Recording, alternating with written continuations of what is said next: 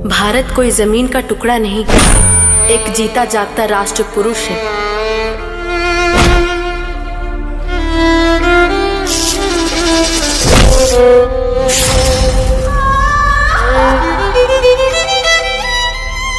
जी हाँ दोस्तों, खेसारी लाल यादव की मोस्ट अवेटेड फिल्म संघर्ष 2 का ट्रेलर रिलीज कर दिया गया है। फिल्म में खेसारी लाल यादव का जोरदार एक्शन अंदाज नजर आ रहा है और इसके साथ ही फिल्म में उनका लुक भी काफी अलग है। संघर्ष 2 के ट्रेलर में जहां जोरदार एक्शन है, वहीं विदेशी लोकेशन और टॉप क्लास एक्शन भी देखने को मिल रहा है। लेकिन फिल्म के ट्रेलर में देशभक्ति का जज्बा भी कूट कूट कर दिखाई दे रहा है। ट्रेलर में देखा जा सकता है कि खेसारी लाल यादव की पत्नी का किरदार मेघा सिरी ने निभाया है। इसके साथ ही ट्रेलर में खेसारी लाल यादव की रियल लाइफ बेटी कृति यादव भी नजर आ रही है। आपको बता दें कि ट्रेलर में फिल्म के हर किरदार को दिखाया गया है। ट्रेलर की शुरुआत जबरदस्त तरीके से होती है, जिसमें बैकग्राउंड में देशभक्ति गीत सारे जहां से अच्छा हिंदुस्तान हमारा गाना सुनाई दे रहा है। इसी के साथ खेसारी लाल यादव मशीन गन को थामे हुए देश के दुश्मनों पर गोलियां बरसाते हुए नजर आ रहे हैं। ट्रेलर के बीच बीच में एक वीडियो गेम खेलते हुए बच्चे और बड़े दिखाई दे रहे हैं। अब इसमें क्या कनेक्शन है, ये तो पूरी फिल्म देखने के बाद ही पता चलेगा। फिलहाल अगर ट्रेलर की बात करें, ये अब तक आई भोजपुरी फिल्मों से बिल्कुल अलग नजर आ रही है। आपको बता दें कि इस फिल्म का निर्देशन पराग पाटिल ने किया है, जो काफी जबरदस्त है। आपको बता दें कि फिल्म में खेसारी लाल यादव, मेघा सिरी, माही श्रीवास्तव, कृति यादव